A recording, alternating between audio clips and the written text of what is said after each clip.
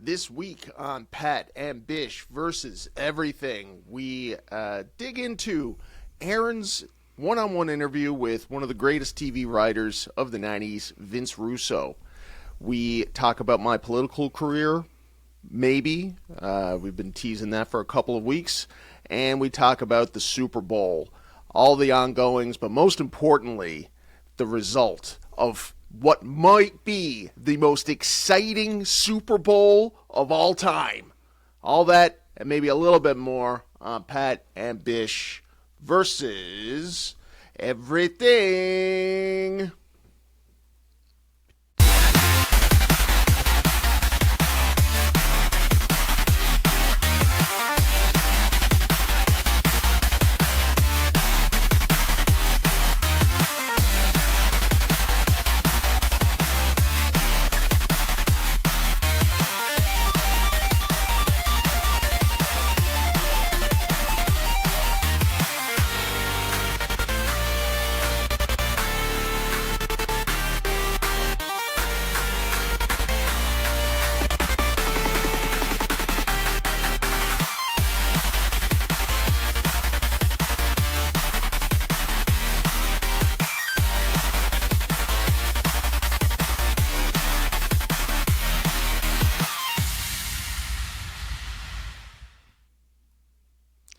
What'd you say to me before we went into the opening? Did you say? Did you ask if I wanted you to give it a shot? Yeah. Who do you think you are? This is not Bish and Pat versus Everything, is it? Has there been a name change? Has something happened that I don't know about since your interview with Vince Russo? Listen. All I'm saying, you gotta give it a little more oomph, a little more energy, right? You know, you gotta get people invested in this shit. How about this? Let's just do this for a try. Let's just try this. Sure. This week on Pat and Bish versus Everything, someone lost a bet in a Super Bowl. Who's going to get tattooed? Stay tuned and find out. Also this week, we dig into my interview with Vince Russo, the man who changed the landscape of wrestling forever. All this and a whole lot more this week on Pat and Bish versus Everything. What do you think of that?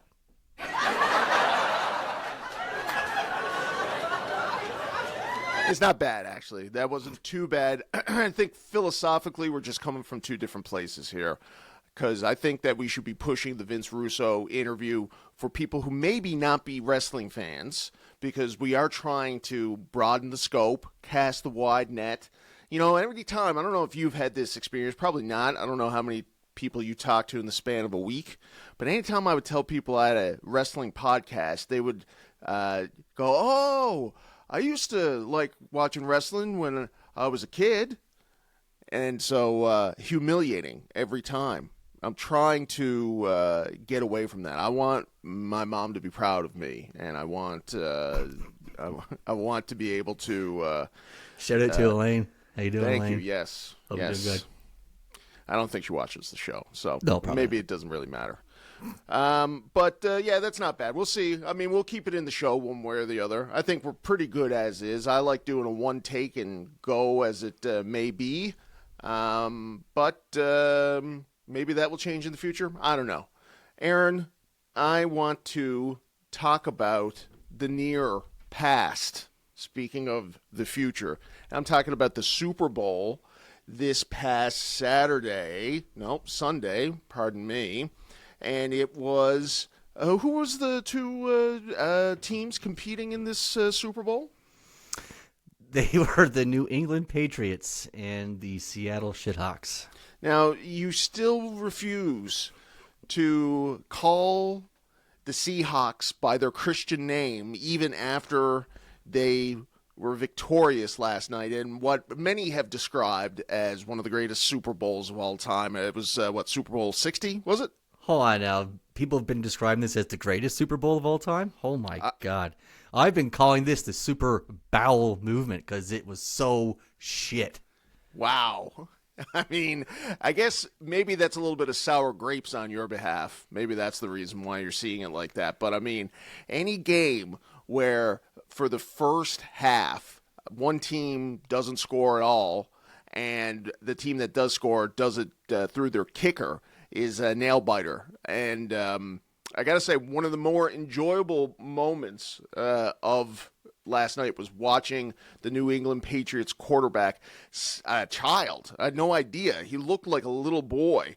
And Drake May, yeah, he looked so young last night. It was crazy. He looked like a teenager.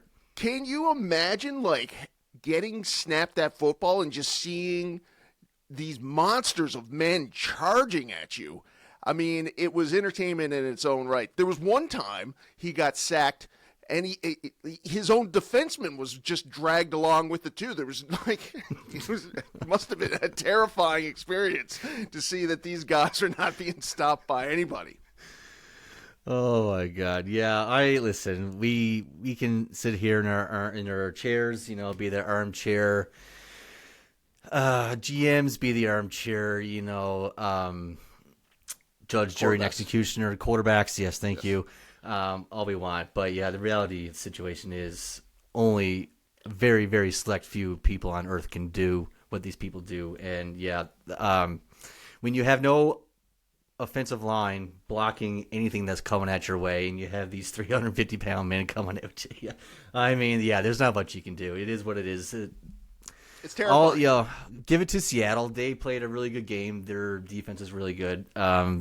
Surprisingly, I've heard that people have claimed that the New England's path to the Super Bowl was perhaps the easiest. And luckiest. It really was. Yeah, they faced a lot of jobbers, as you can say, along the way. Mm-hmm.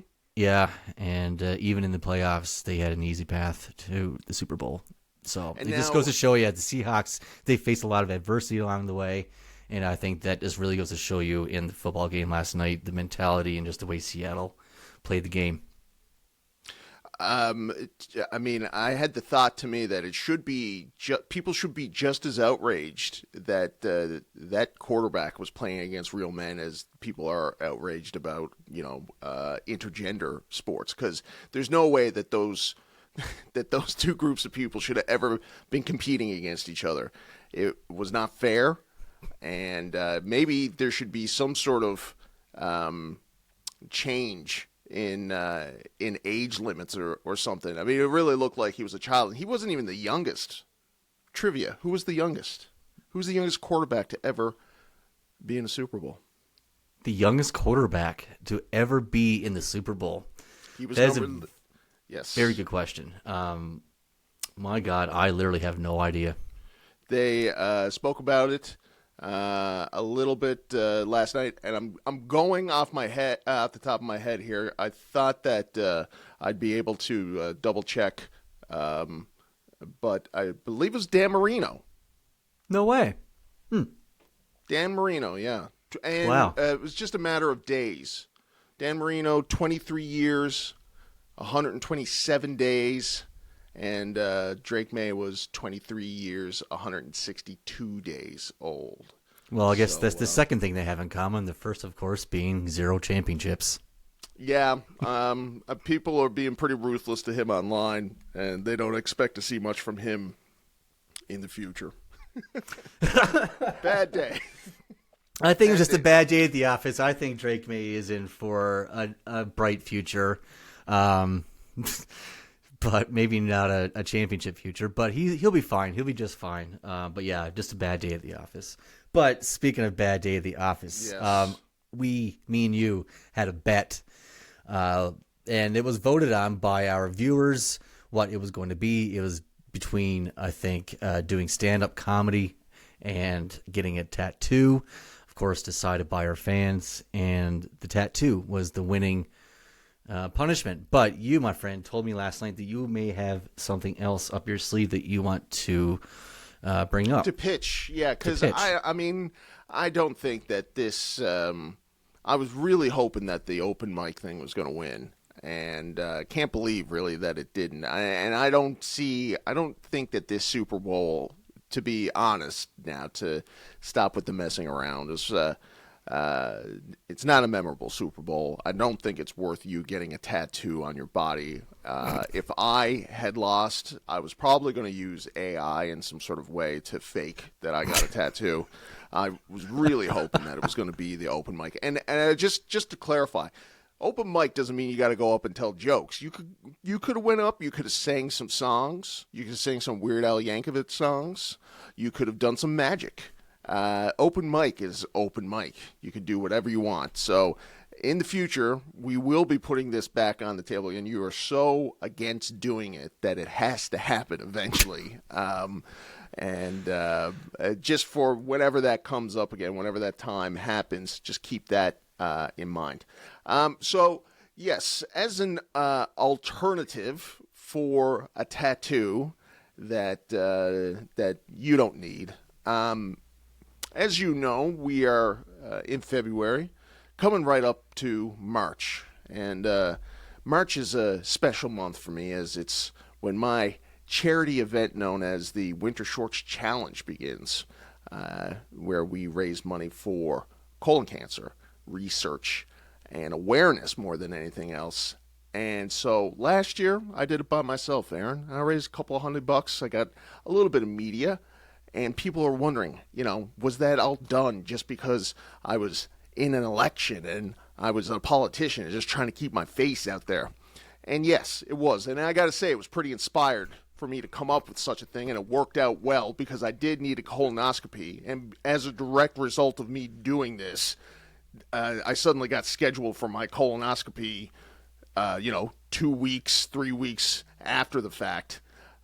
So there is some good there, but now I want to keep it going. I want to see how big this thing can get.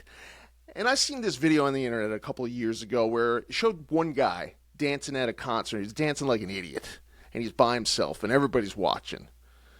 And the psychiatrist that was doing a voiceover that says that the brave person that gets up and dances like a fool by themselves, that's one thing.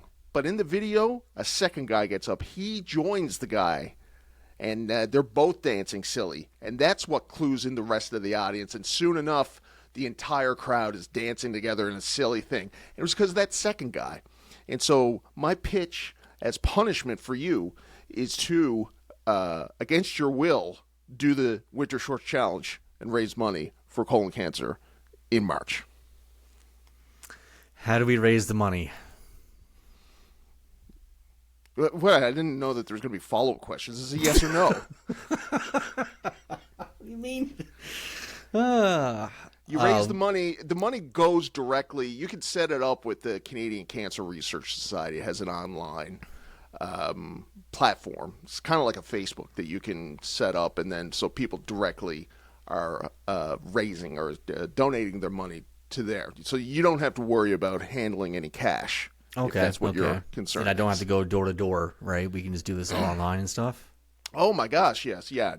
Okay. You can. How you raise your money is up to you, Bish. It's. I would suggest it's the more videos you can get of yourself in situations where you're in shorts that maybe would look a little bit uncomfortable for March would get a bit of reaction.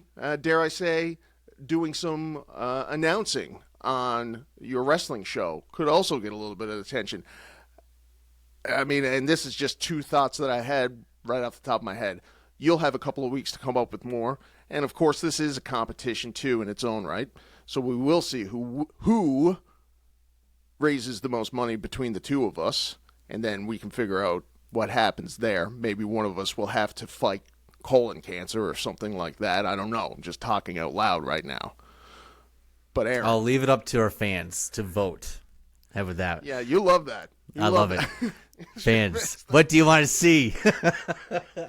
Leave it in the comments. Leave it in the comments. Don't forget to subscribe and like and share the video too. So Aaron, I guess you got a choice now. You could do the tattoo or you could do the Winter Shorts Challenge. What is it that you're going to do? Let's hear it. Said I'll leave it up to the fans. They can vote, and then next week what? No, I'll no, have no. your Hold decision. Hold on. Now, I mean, this is outrageous. That's what you meant by the fans? Yes, the fans can vote for no. either the tattoo or The doing vote, no. The vote will be what the punishment is if you decide to take the challenge. I can't believe that you are obviously dragging your ass when I'm asking you to raise money for charity. I just don't want to jip the fans that voted for the tattoo and feel like, they're not going to get what they wanted. We know everybody that voted on that poll. All right, let's not fool the people that are watching this, because the people that are watching this are also people that we know. This is not a widely regarded podcast yet, so this is in-house. However, if you do decide to get the tattoo and say no to raising money for colon cancer research, I will put a buy behind that clip. I will put a buy behind this clip that's on the internet right now that is so wide-reaching and so long that you will be known as the colon cancer guy, whether you like it or not, Aaron. Fair enough. Hey, listen, I have no problem doing anything for charity, so why not? Let's do this. Let's do this thing. Let's jump into it. Why not? Fuck it. There you go. I mean, that's the words of a hero right there.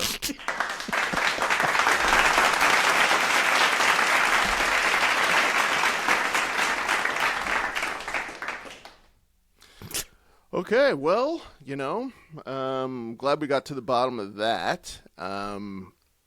I guess we can move along to talking about Vince Russo, if you like, or we can talk about your own wrestling company.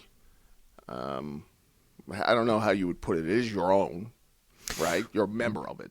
I do ring announcing for Real Canadian Wrestling, RCW, here in Alberta. And, of course, they have a show coming up this Friday, the 13th. Oh, my God, Friday the 13th. That's crazy. Love and Violence. Tickets are on sale now. And, of course, yours truly here will be doing the ring announcing. I cannot wait. Been looking forward to this all month long. Cool. Okay. And any more fallout or anything from the gentleman who went to the ring in ice attire? No, it's pretty much died down ever since. It's in the past.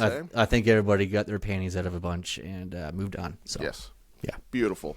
We got a lot of great feedback last week from my explanation to you about the ongoings of ICE. And I got to say, we changed a lot of minds. Maybe not yours, but we definitely hit a nerve with our new conservative and far right-wing agenda-based audience. So there's more where that came from as well, folks, but not this week. Although maybe we'll get some time in to talk about that. If we get to my election experience. However, I would like to seamlessly transition now, without a segue, to the Vince Russo interview. So, Aaron, why don't you tell us a little bit about who Vince Russo is and why you wanted to talk to him?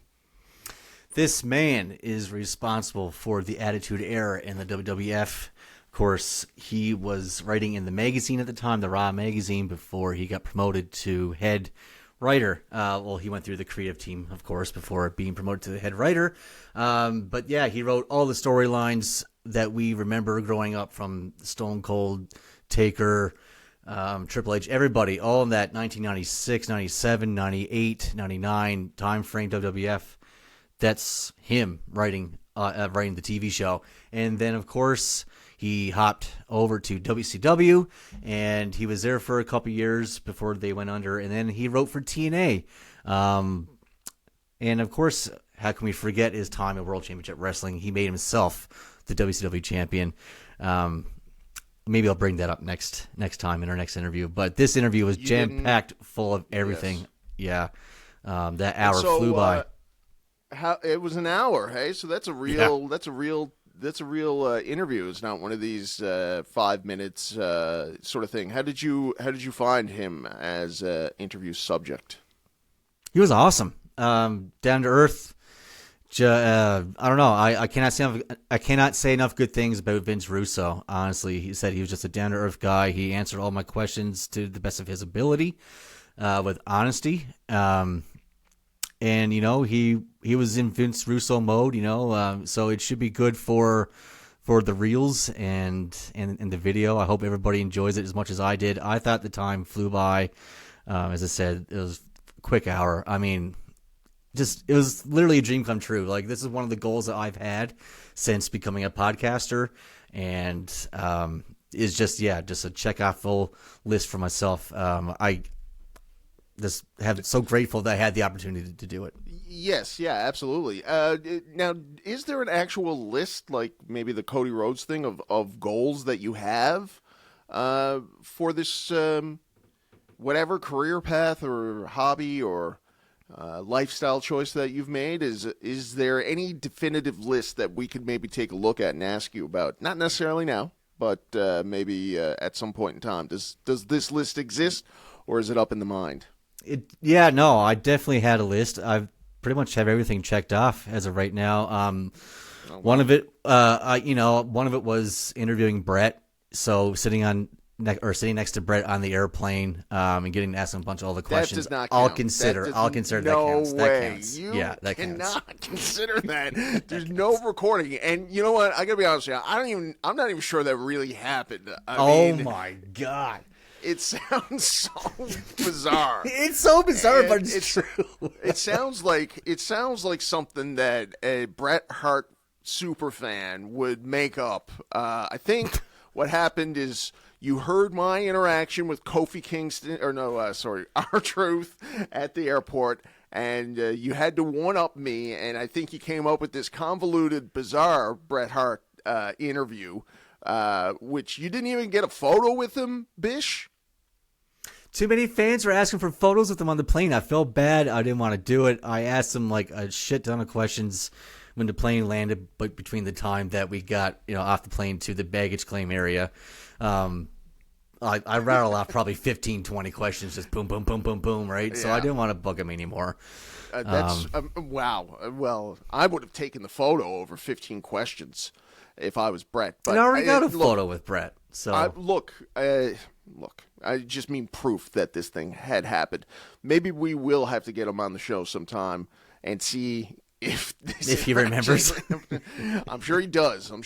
He remembers what he was doing on his way back home. He was watching the WrestleMania 9 documentary. That's right. With you. But I don't know. I mean, we could put this one up to the audience too. Does Aaron's conversation with Bret Hart on an airplane count as an interview goal successfully done for his podcast? Let's put it out. There. Oh God. Anyways, that's the future. Yeah. Vince Russo is the present, and Vince is still working now, right? Like he does his Russo network stuff with a bunch of interesting wrestlers. I think Stevie Richards is one of them, and he's booking for promotion now too. Is he not? He is, and you can hear all of that in our full-length interview, which will be posted. When do you think? Wednesday, Thursday? Thursday, yeah. You want that interview out by Thursday. It'll be out. So we got a couple of clips that we will listen to here. The first one, I believe, is one of your first questions, which is outrageous to me that this is what you led with. But let's take a look. It's him talking about wrestling fans. We have a special treat for you this week. Joining us is a man who needs no introduction. He shaped the Attitude Era and changed the wrestling landscape forever. Please welcome Vince Russo. What is going on, my friend? How you doing today? Happy to be here with you. Oh man, this is it. This is a lifelong goal for me to do this. So thank you for joining us. I have a lot of questions, so let's just dig in here. I was going to start with this question last, but I figured why not start off this podcast or this interview with a bang. I want to bring up the Roddy Piper shoot promo in TNA. Roddy Piper had a lot of promos in his past that were really personal, but this one may have been the most personal of his entire career, going even as far as saying that you had something to do with Owen's death and all that stuff. How much of this was a shoot? Was this a work? Talk us through this. Yeah, I swear, Bish, I got to be honest with you. Like, nothing against you personally, but Ooh. So a couple of things. I mean, that's crazy that you started off with that question. What was it about?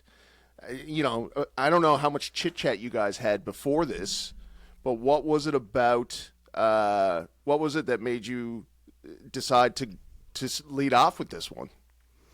I tell you, bro, it was a last-second decision.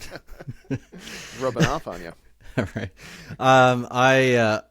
You said I was going to start that question last, but I don't know. Something came over me last second, and it was like, you know what? Let's get the thing started off with a bang. Let's get people's retention on this. So why not start off with something explosive and see what happens? Nice. I like it. I like the approach. It's ballsy. I mean, he very well could have said, I don't want to talk about that. And also, right before, like, we had probably 30 seconds of conversation before this interview. That's it. Literally, like, 30 seconds. And I asked him flat out. I was like, I'm going to ask you this first if this is okay with you. And he's like, yeah, go for it. Whatever you want, bro. I was like, okay, oh, nice. Cool. So, yeah. Cool. He's familiar with you. He calls you by Bish, which is great. Love it. Yeah. Yeah, amazing. But Jealous. Bro, I just get it just gets so tiresome because nobody believes what I say anyway. So, like, it gets to, what's the point, bro? You're going to believe what you want to believe. Bro, it was 100% shoot. Roddy Piper did not know I was even in the state of Tennessee. I did not know Piper was in the state of Tennessee. I did not know he was on the show. Double J never told me. He didn't know I was in the vicinity. It was 1,000% shoot, and no matter how many times I say that, bro, the thing that makes me laugh the most is it is comical to me that I would lie about anything pertaining to professional wrestling. Of course. It's ridiculous to me that I would actually lie about something wrestling-wise. Mm-hmm. This was a 1,000,000,000% shoot, not planned, didn't get together beforehand, had no idea we were in the same place, same time. What was going through your mind while you're in the ring with him? The fact about killing Owen Hart. And he was going on and on and on, and I was standing outside, and I was like, bro, if nobody else is gonna shut this guy up, I'm gonna go out there and shut him up. And that's exactly what I did. Holding me responsible for that is absolutely ridiculous. Absolutely ridiculous. First of all, I've told this story 1,000,000 times. Owen was not written into the original script to descend from the ceiling. The only reason he was written in to do that was because I had gotten a call from Steve Taylor, who was in charge of operations. And Steve said to me, the people that repel Sting are going to be in Kansas City. Is there anything they could do where they could show us what they could do for us? Right. At that point, I looked down the script and I saw the Blue Blazer was on the show. So it was never, ever originally written in. It wasn't important to the show. And, for Piper to go down that road is, listen, man, obviously he's no longer with us. Mm-hmm. It doesn't matter. I respect Piper, but going down that road was totally disgusting. Yes. Yeah. Oh wow, Aaron, you agree with the man? Or are you just using your sort of interview technique? Do you agree with that? Do you believe him as well? I do believe him. Yeah. And I mean, yeah, I think maybe, I don't know if you've ever seen the promo or not that we're talking about. I know what you're talking about, but I can't recall it. No. if you go back and watch that promo, it's pretty intense, and you can just hear the audience just go, like, just gasp when he brings up Owen's death, and he just got really personal into it, and it just, I don't know, it felt uncomfortable, and yeah, it probably did go a little bit too far. It's one of those moments that made TNA memorable at the very beginning, no doubt about it. Yeah. But yeah, maybe Piper went just a little too far. Fair enough. I mean, Yes. great answer. I also have to say that look, I know he didn't intend to kill him, but if he was asked who should be repelled and he said Owen, then it was his idea at the very least. Yeah, but I mean, at the same time, though, how many times have we seen Sting repel from the ceiling? You know, like it's just at the time, it's absolutely. just second nature in wrestling to have someone come down. Yeah, it was the Rigger's. You know, as we now know, it was the Rigger's fault. But watch your language. Rigger's fault. Stop that. So yeah, you can't really blame Vince in this case. No, and who did he say? Steve Taylor? Is that the Rigger, or is that Terry Taylor's real name? I'm not sure. Who he's talking about? No, I'm not sure. No. Yes. Yeah, fair enough. Thank you for your honest answer. Yep. Let's backtrack a few years before this. Let's start off with 1997. This is one of my favorite years. the clip, I guess, cuts off at a weird place, but you do talk about 1997 a whole lot. One of the greatest booked years in pro wrestling. Mm-hmm. And he was responsible for that. One of the greatest seasons of television, I would say. So and we've spoken at length on a podcast very similar to this about why it was so great. So did you get the impression that he talked a lot about this element, or because I would imagine that he probably gets sort of like, I don't think he probably gets that Piper question a whole lot, but he probably gets like the Bash at the Beach question maybe from everybody, or like what did you do versus what did Vince McMahon do, that sort of thing. Do you think he spoke or was used to speaking about 1997? I don't think so. Not really. Maybe a little bit, but you can tell when he talks about Bret Hart's promos and when he talks about China and stuff like that, that I don't think that these subjects are brought up a whole lot. So yeah, he loves China. Yeah, he does. Yeah, it made for a really good conversation between the two of us. Excellent. Okay, so this next clip, I believe, Amazing. also keeping the higher power. Yes, the higher power, which was one of our first video podcasts, and so I was interested to hear what he said, because there is a lot of rumors about who it was going to be, and the higher power being this mysterious person that was causing satanic-esque chaos on Raw. 90, what was that, 98? 99. Yeah. So let's see what old Vince Russo has to say about this. The higher power angle. I don't think anything has made me so angry my entire life. I remember the Westminster Dog Show interrupting that episode of Raw, and I woke up 3:30 on Raw replay in high school, and I'd have seen the image of Vince ripping off the hood saying, "It was me, Austin," and I was like, God damn it. Was Vince always the plan for the higher power? No, the plan was Christopher Daniels. It was Christopher Daniels, okay. He was very hot at the time on the indies as the fallen angel. And it was my idea to use Daniels. And when he got to TV and Vince saw him, because Vince had no idea who he was, Vince was like, no freaking way. And that's when we had a switch and come up with Plan B. Gotcha. Okay. Why would you leave? I would say, if I was you, I would say, why are you lying to me right now? I don't believe that one for a second. Do you, Bish, that this was always going to be Christopher Daniels as the higher power? I mean, why would he lie? I don't know. I don't know why people do the things they do.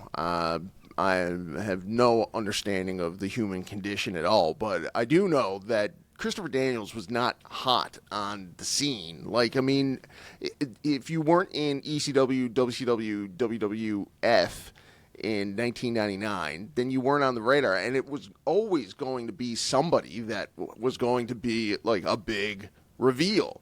How, if you imagine just in your mind the same circumstance, and he takes off the hood and he says, "I'm the higher power," what are people's reaction to that going to be?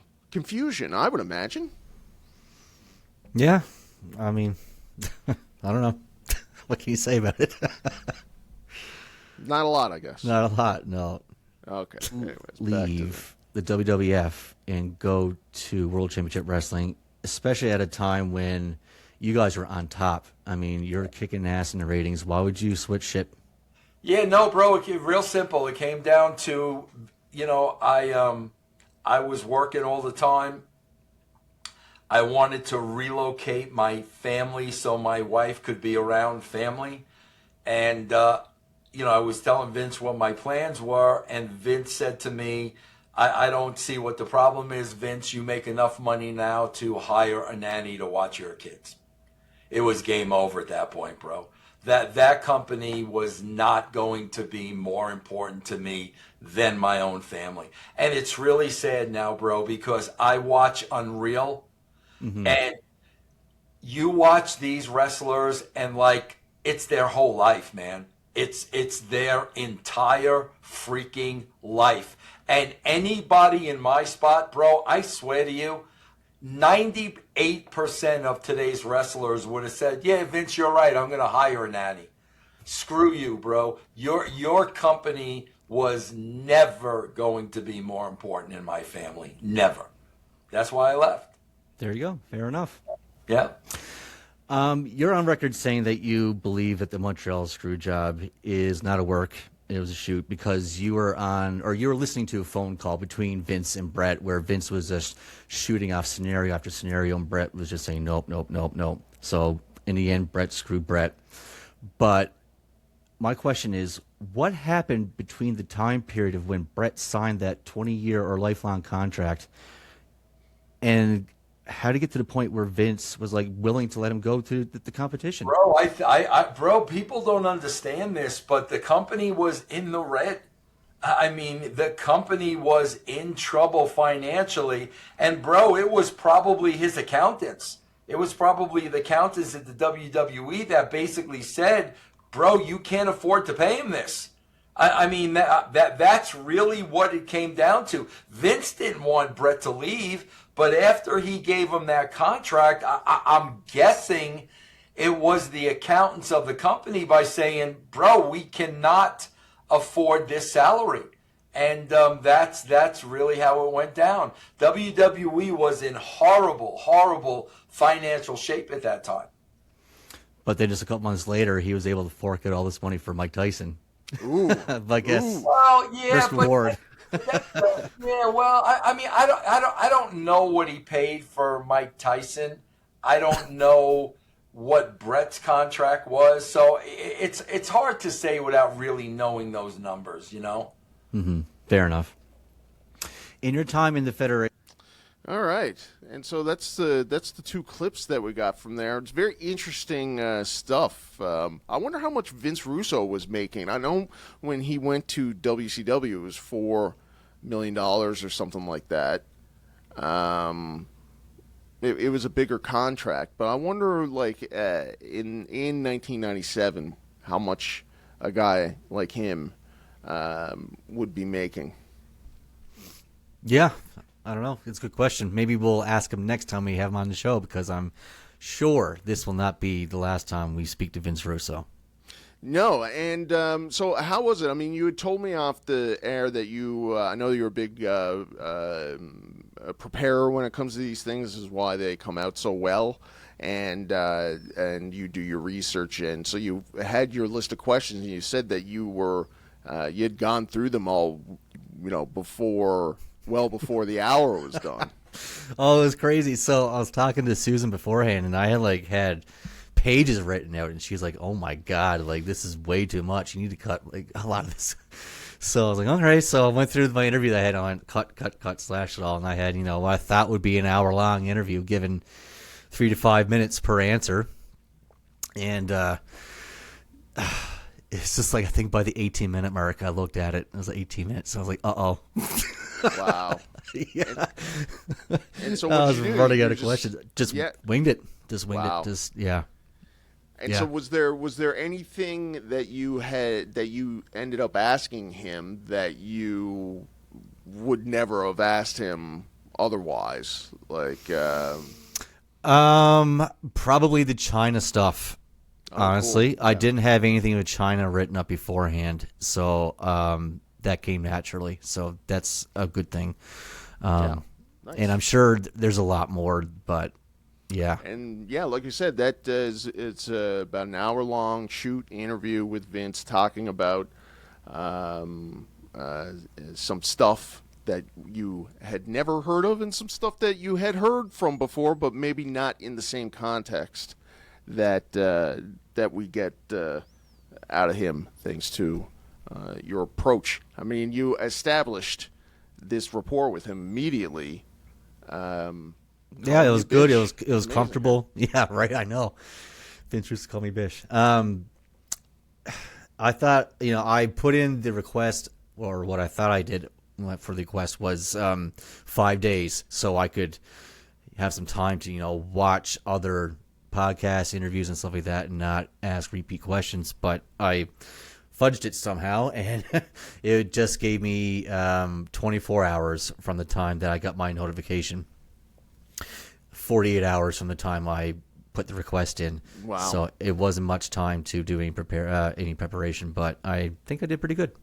Yeah, absolutely. And he's going through his own stuff now, too. He's having some family. He talks about his family very highly. He says his father was going through some medical stuff. And so, I mean, but credit to him. He showed up, and you guys got along great, I thought. The Matt Cardona question came naturally, too. That would never came up if I was scrambling for questions. Did you see that part? The Matt Cardona question? No, I did not, but we'll tease that one out. He sounds juicy. Matt Cardona. I've never actually heard what Vince Russo has ever thought about a guy like him. Well, put it this way, I'm not going to say what the question was. We'll let viewers watch the interview, but let's just say currently Matt Cardona is his JCW champion. And oh, yes, that's right. Wow. Yeah. And I may have poked the bear a little bit more in that one too.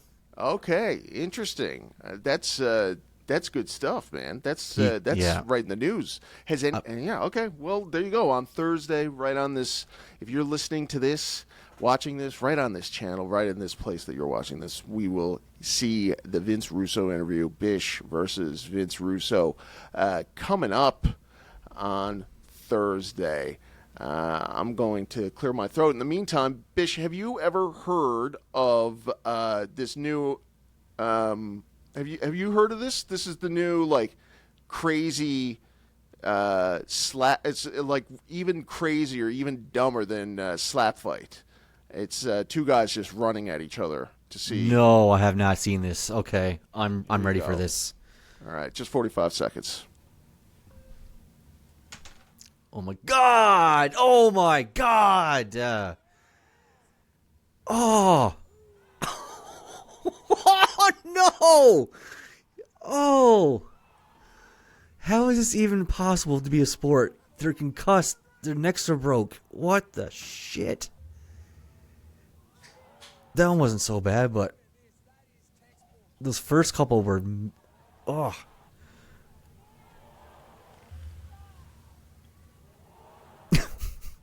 Oh my god! Wow, Craziness, eh? Crazy, Isn't that yeah. insane. It's so out of control. I thought it was AI. Like, what a dumb idea. It's the stupidest thing ever. Yeah, slap fights are so stupid too. I don't understand why people would ever get into that. Why scramble your brains over and over and over again? You really want Parkinson's that bad, do you? Like, Jeez. There's no, well, yeah, I mean, and there's no strategy to either of those things. Like, I can't think of much. I mean, you just. Oh, I'm sure there's a strategy of how you cup the hand to get the most force out of the slap, I guess. I don't know. But that's true, and probably there are some techniques, anyways, of how to absorb a slap to the face, how to absorb it's another man running at you. It's no Muay Thai fight or no UFC fight, or there's no strategy behind it whatsoever, though. You're right. So stupid. Well, I guess we might as well move into the main event. Have we talked about everything else at this point? Yeah, I think so. Yeah. We are now, in the last 15 minutes of the show or so. Do you have anything prepared to ask me when it comes to this? Because I don't really know what to say when it comes to the whole political thing. So maybe I'll just leave it to you. And, I'll interview you, I guess. Yeah, I've been kind of thinking about it in my head. So I think we can squeeze 15 minutes out of this. Hell yeah. What do you think? All right, let's do this. All right, Mr. Condon. I've known you for many, many years. And up until recently, I haven't really known you to be that much of a political person. Now, you've been a renowned director, producer. Yes. You've won awards and all that stuff. You've done movies, short films, yada, yada. When did your interest for politics start? Well, I have been. I guess this isn't something that we would have ever spoken about because we never really talked about politics. But my mom was big into politics and was a part of campaigns in Gander when I was growing up, and so I was always brought along to these things. And I have vivid memories of provincial and federal elections in Gander throughout my entire childhood into teenage years. So it was always there. I was raised by a very left-wing family, and so I think the big surprise for them was that I was running for the PCs in the provincial election because I think that they probably always would have wanted me to run for the NDP. I'll get there in a second. Yeah, I'll get there in a second. Sure, yeah. So, but the idea to run in the 2025 election was something I had thought about for maybe 2 or 3 years, maybe since around 2021, the last election. So it wasn't. It was something that I was looking at for a while. And why run? Like, why go the extra mile? I wanted to do a campaign. And so back in 2021, I was trying to convince the guy that ended up being my campaign manager, Steve Oates. I wanted him to run out where he was in Carbonear. And because I wanted to more or less just be a campaign manager and do the behind the scenes sort of thing and do the strategizing. And I didn't think that I would be able to be the person up in front and going and knocking on doors and asking people to vote for me. I would have been too embarrassed or too worried about being humiliated or losing or something like that. And so it wasn't something that I saw myself doing. But then once we started doing this show, once we started doing the podcast, and once I was doing stuff with K-Rock, I became comfortable putting myself out there and not really being bothered in some ways, looking forward to any kind of criticism or any kind of negative feedback that I would be getting online. So once I saw that I was comfortable and thought that I could do that, then being the candidate was a real possibility for me. So as you're dreaming up of running, what were your goals, aspirations, if you ever got into office, what were some things that you wanted to change? It changed really quickly. If the very first things that I was talking about was stuff like I wanted to do like daylight savings time, like get rid of that, and I wanted to. That was the main thing. I thought that it was something that everybody would have an opinion on, and Hard-hitting issues. Well, I mean, this is the thing: is like it was so banal that it would be, but everybody would have something to say on it, and so.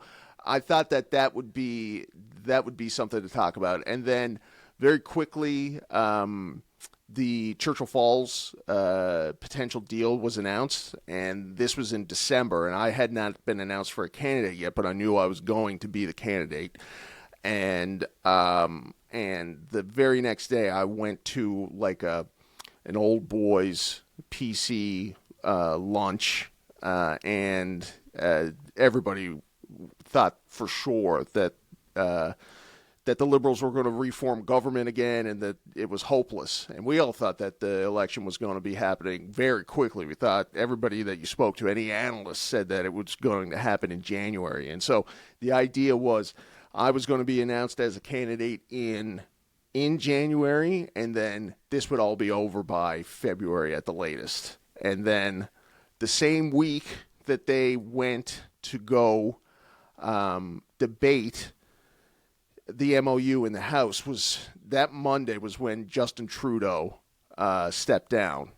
And so we didn't know it at the time, but like everything got thrown into the air then. And it didn't become quickly. It became maybe slowly in February and March that this was it was looking like, because then Andrew Fury left, the premier left, and so it was looking like that the election was going to be a year down the line. Now it was going to be October, which is when it had to be. So something that was going to be kind of a quick experience ended up going a very long time, and then I ended up volunteering and getting involved in campaigns for the federal election, and they do some charity events that I was involved in, and so I ended up in a good way getting a lot more involved in the party as a result of how long the campaign turned out to be. Okay. And before you were even part of the PC party, how did you become part of the PC party? Did you go to them? Did you go to the Liberals? Did you go to the NDP? Did you go to everybody saying, hey, my name's G. Patrick Condon, I want to run for office, pick me? Or did they seek you out? Nobody. No. I mean, I'm not. I was told continuously that I had no name and no reputation in the political sphere, and they were right. I mean, jumping from whatever kind of success I've had in film and television and radio meant almost nothing to the people that I was knocking on doors to. I mean, nobody watches Canadian film, right? So as far as they're concerned, you're just Johnny Blowjob off the street. Yes, exactly. And so every time I'm knocking on at somebody's door, there's no relying on, like, I have no background in governing, in politics, in policy, or anything like that. So it was a continuous pitch, and I knocked on thousands of doors over the span. Like, it became my life every day, except for the federal election. I was door knocking. Our campaign manager, province wide, is this great guy, Steve Outhouse, and he would weekly update us on who was knocking on the most doors, because it was all statistically based stuff that you would digitally, type in at the end of each day. And so I was consistently in the top 10, and then a couple of weeks I was number one of everybody, 40 candidates that were campaigning. I was knocking on the most doors. Wow. Obviously, it didn't mean that was all that I was getting the most support on the doors. It was a very liberal, heavy But it showed that you're motivated. area. Yeah, and I really enjoyed it. I really liked. The thing that I was the most hesitant about was going and knocking on these doors. It's like I said, it's like being a door-to-door salesman. I don't think of myself as much of a salesman. I didn't before this. I didn't think like cold calling or any of that would have been something that I wanted to do. But by the time it was over, it was the best thing about it. I learned so much about people, and to get back about where I ended in terms of what I thought about what things needed to change in the province. So, like you said, I mean, I started from a very silly idea of daylight savings time, and now I have, like, the very first door I knocked on, the guy spoke to me about his losing his job to new Canadians or to temporary foreign workers. It was the first time I had ever heard that anybody had an issue like that. And frankly, when he told me about it, in my mind, I'm like, oh my God, this guy's crazy. He's a racist.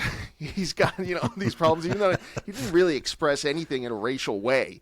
But these subjects are so hard to bring up without, and everybody is always so concerned about coming off like a racist, but it's not. It's a policy thing. Anyways, that was the number one. That ended up being the number one thing at doors. And again, this is a very liberal area in St. John's, and everybody was very concerned about the temporary foreign workers that were coming into St. John's and moving in. It's caused so much chaos when it comes to jobs, when it comes to rent and availability, and a whole bunch of stuff that's going on in the background. And then there's also a huge portion of low-income people in the area, and I got to learn a lot about addictions issues, which as an alcoholic was something that I could speak to, and something that when I would tell people that if it was going down that way was that was made me more credible than any stupid movie I've ever made. So I learned a whole lot about how policy has really done a lot of harm, and the education system has done a lot of harm to the upcoming generation that's going to be taking over in Newfoundland. And so I got a lot of strong feelings, and for somebody that came from a very left family, and I wasn't really sure, and I'm still not really sure how right-wing I am, but I definitely find myself agreeing with a lot of the thoughts that the Conservative Party currently is talking about, because I feel like the main thing that's happening across Canada is, if you talk to the people that hire, they say that Canadians don't want to work certain jobs, and so they have to bring in temporary foreign workers to do these jobs. And it's a bunch of shit, because if you paid somebody what they thought they were worth, you got garbage collector. Garbage collecting is a good job. Plumbing is a good job. Those are good jobs. If you pay people enough, you will be able to get them to flip burgers or do construction or whatever. But instead of doing that, instead of paying people a living wage for these jobs, we've brought in a foreign work class that has to work them, or else they'll get thrown out of the country. If you don't have your 40-hour-a-week job, you will get thrown out of the country, and the money that you are making there is better than typically wherever you came from. So it's just completely corrupt, and that's one of the things that needs to change. Is anti-capitalist to cheat like that, and that's a policy that was instituted by the Liberals here and federally, and they've made it so that people, when they see this and they feel like it's wrong, they've made it so that people will feel that they're racist for seeing what's in front of their eyes. So it's really insane where we're at, and hopefully things change in Canada like they are in Newfoundland. Because we ended up, even though I didn't win my seat, Tony Wakeham is now the premier, and the PCs won their majority government. And through the election, I was really concerned that he was going to be like a big spending kind of premier, because it sounded like he was just kind of like the Liberals, but with a blue coat on instead of the red. But in the 100 days now since he's taken over, he's really surprised me. He's done more good management in Newfoundland by canceling a bunch of crazy stuff that we couldn't afford in this province. He's canceled a bunch of it right out of the gate, and he's really governing a lot better than and a lot stronger and a lot more fundamental than I thought that he was going to. And so I think we're in good hands, and I'm glad that I was part of the team, and it was a great experience overall. Good to hear. Good to hear. Seems like that you've had a really good spiritual fulfillment by doing all this, and that makes me happy as your friend. Even though we don't normally see eye to eye on political spectrum, I'm just glad that you had that experience, and I'm glad that we can talk about our differences politically, and just have that discussion for everybody to hear. Before we go, I want to just talk a little bit more about your campaign. You went door to door, you did all this stuff, you got picked as a candidate. You learned all this stuff from people, all the concerns from everybody going door to door. What was the next step in all this? Like, you got yourself an office space, and then what? You just waited for the election? Like, what was the process after you built your base? That's everything. Yeah, okay. That's everything. That's what it is. It's not like for somebody, I think even for Mr. Tony Wakeham, even for Donald Trump, it is about the entire thing, Aaron. This is a great question to end on. The entire thing is about finding your support and then getting them to the polling stations. And it's as simple as that, and it's always been as simple as that on paper. It's the most difficult thing. And what I came across a whole lot leading up to the election was, the people that were coming out and knocking on doors with me, you really get into into this bubble, right? Because you're hearing from so many people that they're going to vote for you, and even though I was told by the party from the beginning that this is a stronghold, the guy that has been here, Bernie Davis, has been won 3 elections already. There's never been anybody else here. It was not going to happen. But this thing in politics and probably in sports and stuff is that you can't think like that and still go out and do a good job, I guess. Maybe some people do. Maybe some people get ready to go out and play the Super Bowl, and that kid knew that there was no chance he was going to win and whatever. But I suspect that he thought he was going to win, and you really start to hear it a whole lot, and there is a swell. And I had about 1,000 people that ended up voting for me who didn't know me before I knocked on the door. I guarantee you, everybody that voted for me was somebody I knocked on the door and had a conversation with, because I knocked on every door, and there was 10,000 doors. Right, there was a lot. This is interesting. So you're saying that this guy, it's always been him and the PC party of is this whatever's not going to happen. Do you feel like the PC party gave you their full? Do you feel like they put the rocket on your ass, as Triple H would say? Do you feel it? No. No, they didn't, and but they shouldn't have. I fought for everything that I could, like getting the leader to come to the district to get photo ops and stuff like that. you have to deal with the reality, and so there's 40 seats, and they knew from the federal election that the rural part of Newfoundland was going to be a lot more beneficial for them and a lot more supportive of them than the city of St. John's. And when you look at the result of the election, the PCs didn't get any seats in St. John's, and they didn't come close. And so, and there was nothing that they could have done to have changed that. They put up the candidates that were happy to do it, and that was pretty much it. I mean, I don't think that they weren't going to let anybody just run for them anywhere, but they were also not going to. They weren't going to put a lot of their resources into seats that they really didn't have a chance in winning. And it was such a close election that they couldn't spend a lot of time. Like, it wasn't going to be a runaway. Now, in the upcoming election, or the next one, it's not upcoming, the next one, they are going to have to concentrate in St. John's because that's the only place for them to get more support. And so the future that I see for myself in the party is trying to strategize and figure out a way for us to make in ground so that in the next election we do win at least a seat in the St. John's area.